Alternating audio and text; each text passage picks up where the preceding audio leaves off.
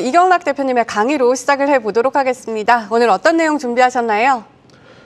네, 지금 시장에 대한 걱정들이 참 많으실 거예요. 딱히 악재들은 다 나온 것 같은데 시장이 돌아서지 못하니까 공포가 더 엄습해오는 그런 주말이에요. 근데 제가 지난주 이제 나스닥이 밀렸을 때 너무 걱정하지 마세요, 국내 시장. 주말 보내시는데 애들한테 화풀이 하시고 미시장 빠져나왔는데 시끄럽게 꺼라 이러지 말라고 말씀드렸었는데 오늘도 똑같은 이야기를 드릴게요. 경제 지표가 너무 좋은 미국 대비해서 국내 시장은 그래도 변동성이 좀 적은 편이에요. 잘 견디다가 이제 금요일날 또 하락해가지고 걱정이 많은 주말을 지금 보내고 있을 텐데 일단은 나스닥 흐름 보면서 한번 이야기 들어보죠.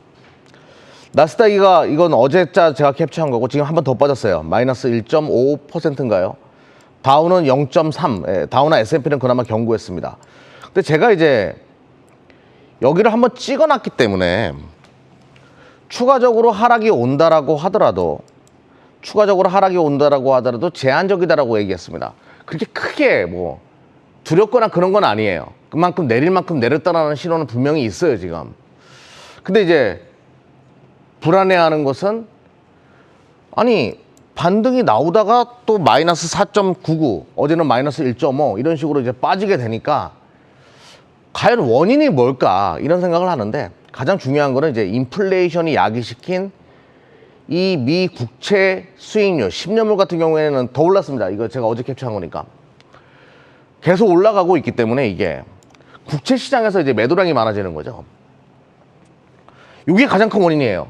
그러면 이게 올라가는 이유 중에 하나가 인플레이션이 높아서 그런 거, 뭐 다음 주에 발표되는 CPI 지수가 높아져서 그런 것도 있겠지만 지금 시장에서 파악하고 우리 24시클럽에서 파악하기는 고용 지표가 너무 좋으니까 야 인플레이션이 고착화될 수 있다 이런 분위기가 있는 거죠.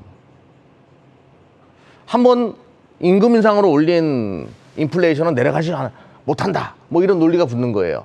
그렇게 되면 어떻게 하지? 너무 미국 시장이 너무 좋아. 그럼 미 시장은 지금 그런 상황인 것은 맞아요. 하지만 기업하는 분들도 그렇고 사업하시는 분들도 그렇게 순식간에 임금 인상을 올리기는 굉장히 어렵습니다. 조금 더 상황을 지켜보고 판단하려고 할 거고요. 연준도 상황을 조금 더 지켜보고 판단하려고 할 거예요. 그러면 지금 시급한 것부터 먼저 보자고요. 이거는 우리가 좀 중장기적인 관점으로 고용지표 우려감이나 이런 것들을 볼 필요가 있을 것 같아요. 지금은 일단은 이런 우려감이 있는 건 아니냐? 요거는 이제 시장이 빠지게 되니까 엄습해오는 하나의 심리적인 요소가 큰 것으로 파악이 되고 현실적인 부분, 지금 눈앞에 있는 것부터 우리는 이야기할 필요가 있을 것 같습니다. 그래서 지금 눈앞에 있는 것부터 한번 이야기 한번 해보자고요. 이번에 연준이 인플레이션 위험에 매우 높은 주의를 기울이고 있다. 불확실성이 있는 거죠. 연준이 무엇인가를 판단하려고 할 때 자꾸 걸리는 게 있어요. 경기 사이클이 이렇고 그러면 과거 통계 데이터를 가지고 어떻게 예측을 할 수 있을 것 같은데 변수가 두 개 있습니다. 중국에서 코로나19로 인한 봉쇄가 발생하면서 공급망의 앞으로의 추이, 세계의 공장, 중국의 움직임. 이게 이제 일단은 1차 변수고요. 두 번째로는 러시아의 우크라이나 침공으로 인해 가지고 발생하고 있는 이 원자재나 식품 가격의 급등, 이 변수, 요거를 계산하기가 조금 껄끄럽다 이거죠. 연준은 이 두 가지 리스크를 인플레이션의 불확실성의 가장 중요한 변수라고 이야기했어요. 먼저 그러면 러시아 이야기 한번 해보자고요. 앞에 있는 거, 중국은 뭐 우리 오미크론 겪어봤잖아요. 그렇게 오래 가진 않지만 그거는 지금 봉쇄하고 뭐 어떻게 될지 흘러갈지는 좀 더 시간을 지켜봐야 되는 거지만 일단 러시아 문제를 가지고 한번 이야기해보자고요. 마리우폴 여기를 러시아가 지금 집중적으로 공격을 하고 있고 그러면 크림반도와 있는 이 동남부 지역 여기를 이제 뚫어버리는 거니까 여기에 공격적인 지금 모든 전력의 집중을 다 깨하고 있거든요. 그러면서 지난주부터 이런 얘기가 나와요. 5월 9일이 러시아의 전승일이에요. 전승일을 앞두고 마리우폴 건물 잔해들, 뭐 시체 이런 것들을 치우고 있다. 제가 이런 얘기하면서도 굉장히 슬프네요. 시체 얘기하니까. 참 21세기에 아무튼 여기를 치우고 있다. 정리하고 있다. 무슨 퍼레이드, 전승을 퍼레이드를 하는 것처럼 준비하고 있다. 이렇게 되면 그래 우리 이겼어. 러시아도 끌고 가기 어려울 거예요 사실은. 또 EU에서 금수 조치, 러시아산 기름에 대한 금수 조치를 취하겠다. 뭐 이런 얘기들이 지금 계속 나오고 있기 때문에 더 이상 끌고 가기도 어려울 것으로 보이고, 서로 윈윈하는 전략, 그래 여기 하고 협상하자, 뭐 이런 분위기로 넘어갈 수도 있는데, 아무튼 5월 9일이 변수라고 하니까 헝가리 측에서도 그렇게 얘기하고 뭐 지켜봐야 되겠지만, 일단 5월 9일이 다음 주 월요일이니까 과연 전승일날 어떤 얘기가 나오는지 좀 기대를 해보자 이거죠. 전쟁이 끝나간다, 어떤 협상으로 다시 전개되면서 종지부가 보인다, 끝이 보인다는 신호가만 나온다라고 하면 인플레이션은 빠르게 떨어질 수가 있어요. 일부 투기적인 자금들도 매도로 숏으로 방향 바꿔가지고 끌어내릴 가능성이 높기 때문에, 그렇게 되면 인플레이션에 대한 우려감이 굉장히 빠르게 식을 수 있죠. 연준의 정책이 있어가지고 빠른 판단이 가능할 것으로 보이고, 이런 것들은 좀 기대해 볼만 하고요. 또 하나는 이제 다음 주에 우리 앞에 있는 것만 보자고. 오늘은 뭐 보이지도 않는 거 예상해가지고 뭐 소설 같은 얘기 하지 말고, 자 앞에 있는 거, 다음 주 수요일날 CPI 지수가 있어요. 지금 8.5%. 그러니까 4월달께 이제 이거 3월달께 8.5%였죠. 4월달에 발표했으니까 3월달께 8.5%. 4월달께 이제 발표가 되는 거예요. 근데 3월달 대비해서 4월달 유가예요. 유가도 떨어져서 안정화됐던 건 사실이에요. 그리고 어제 미국 식품 가격 지수 발표됐어요. 3월 대비해서 4월달 조금 떨어졌어요. 조금 떨어졌습니다. 유가도 안정적이었고, 또 하나 이제 컨테이너 운임지수와 같은 물류 대란의 원인이었던 이 컨테이너 운임지수도 3월달 대비해서 4월달 떨어졌습니다. 이거는 명백한 사실이니까, 그러면 CPI 지수가 4월달 발표됐던 8.5% 대비해가지고 오는 수요일날 8.5% 돼가지고 대비해서 안정화 추세로 좀 떨어져가지고 발표되게 되면 시장은 정점을 지났다라는 신호로 받아들일 가능성이 높아요. 최근에 국내 시장 변동성이 굉장히 커지는 분위기거든요. 미시장도 마찬가지고. 요게 시장 반등의 또 요소, 러시아발 악재가 해소될 수 있다는 기대감, 요게 다음 주에 다 모여 있습니다. 즉 국내 시장 요런 그림, 나스닥이고, 국내 시장 요런 그림인데요. 거래량도 굉장히 많습니다. 거래량도 굉장히 많은 상태에서 섬골이에요. 섬 하나 딱 만들어 놓고 다음 주 좋은 뉴스들 나오기 시작하면서 끌어올리면 굉장히 빠르게 회복될 수 있으니까, 뭐 상당 부분 채권 수익률이 올라간 부분은 국내 시장은 또 많이 반영한 부분이 있고, 기다려 보자고요. 여러분들 많이 힘드시죠? 제가 막 눈물이 나려고 그러네요. 아우, 이제 이 몇 개월 동안 계속 시장이 이러다 보니까 나 못하겠어 이런 분들 많이 계시는데, 일단 다음 주 저를 믿어달라는 게 아니라 시장의 영특함을 좀 믿어주시고 좀 기다려 보자라고 말씀드리면서, 그럼 뭘 사야 돼?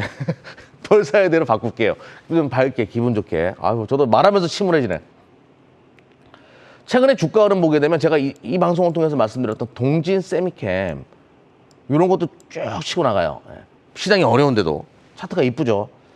그리고 TCK, 제가 이 방송에서도 말씀드렸던 종목인데, TCK 요 두 종목의 공통점이 있어요. 제가 반도체 쪽에서는 낸드 관련된 종목을 보자 이런 이야기를 많이 들었죠. 낸드. 이게 동진 세미캠은 낸드 포토레지스트, 정확한 명칭이 KRF 포토레지스트 세계 시장 점유율 1위예요.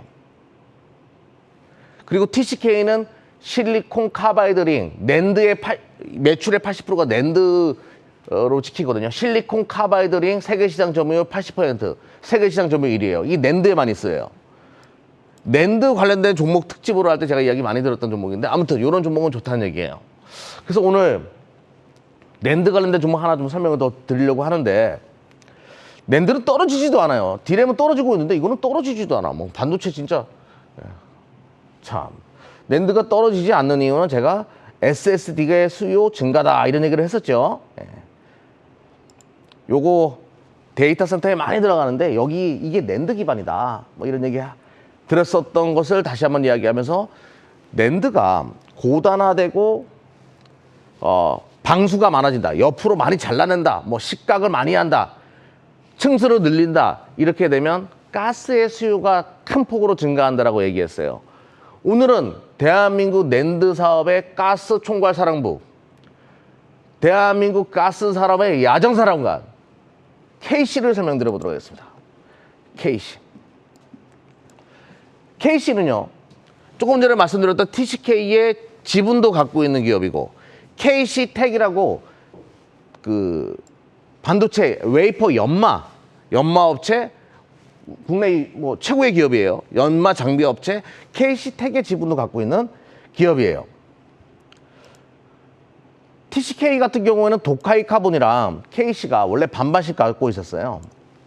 근데 도카이 카본이 실리콘 카바이드 링이 좀 잘 되는 것 같으니까 KC를 부릅니다. 저기 우리 그냥 지분 저희 주면 안 돼요. 그냥 우리가 경영할게요. 도카이 카본이. 우리 기술력이 좀 많으니까 뭐 이런 식으로 얘기가 돼가지고 KC가 지분을 주는 대신 TCK의 수수료, 매출액의 일부 수수료를 편취하는 방식으로 가지고 와요. 아무튼 그런 기업이에요. 그래서 TCK가 잘 나갈 때도 참 기대를 해볼 만한, 실적과 연결되는, 지분이랑 주가랑은 상관없어요. 실적. TCK 실적이 좋잖아요. 그러니까 거기에 수수료를 일부 편취하다 보니까 KC 실적도 좋을 수밖에 없는 그런 구조의 기업이고요. 또 하나는 이제 여기 연마 장치거든요. 웨이퍼. 연마 장비 우리나라 1등 업체. 거의 독식하고 있죠. KC텍에 또 지분을 갖고 있는 그런 업체입니다. 그래서 이것저것 많이 하는구나. 근데 진짜 이제부터 우리가 봐야 되는 거는 이 KC의 자회사 라인업인데요. KC ENC, KC 인더스트리얼, KC 이노베이션. 요게 이제 이 기업들이 중요한 기업들이에요. 바로 실적으로 연결되는 거니까. 삼성전자가 평택 P3 라인, 지금 증설 들어갔죠. 요 라인. P1보다 50% 큽니다. 50배가 아니라 50% 큽니다. P3 라인. 여기에 뭐 한다라고 해요? 낸드 플래시 라인. 근데 낸드 플래시 라인은 뭐가 많이 들어간다고요? 가스가 많이 들어갑니다. SK 하이닉스도 마찬가지예요. M16 라인, M15 라인, M15 라인.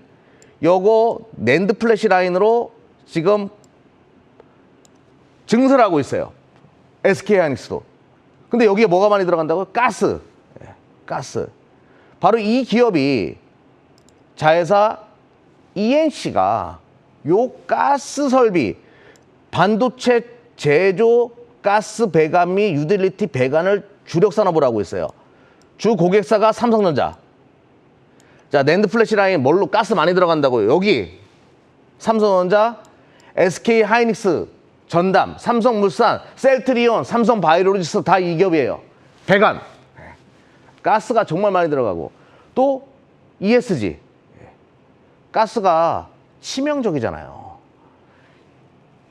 굉장히 안 좋은 가스들도 많이 생산된단 말이에요. 이거를 또 이제 깨끗하게 처리해줘야 됩니다. 그러다 보니까 업력이 있는 KC ENC의 실적이 좋을 수밖에 없는 그런 구조다라고 보시면 되겠고요.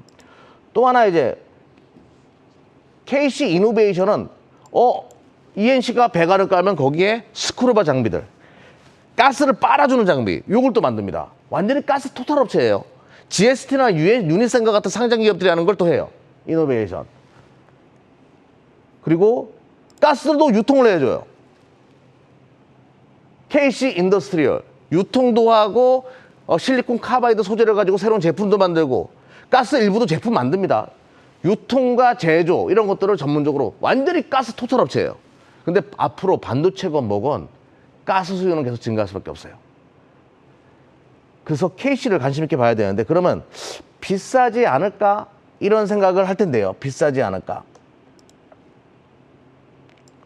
먼저 UVO부터 보여드리겠습니다. 유보율이 돈 엄청 많아요.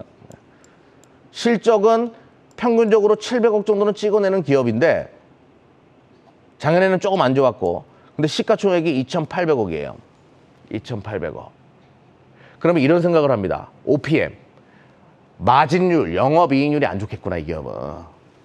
영업이익률도 작년 4분기 때 18% 찍었고요. 평균적으로 10% 이상은 계속 찍어주는 기업이에요. 즉 반도체 쪽에서 가장 싼 기업이니까, 저평가된 기업이니까 여러분들도 관심 있게 볼 필요가 있다. 차트 마지막으로 보면서 말씀드려보도록 하죠.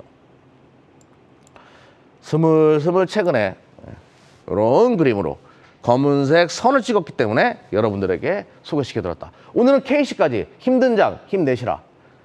자, 걱정하지 마시고 다음 주를 기다려보자. 그리고 낸드 관련된 종목에서 숨겨져 있는 종목 하나씩 해서 설명드릴 겁니다. 오늘은 KC를 설명드렸습니다.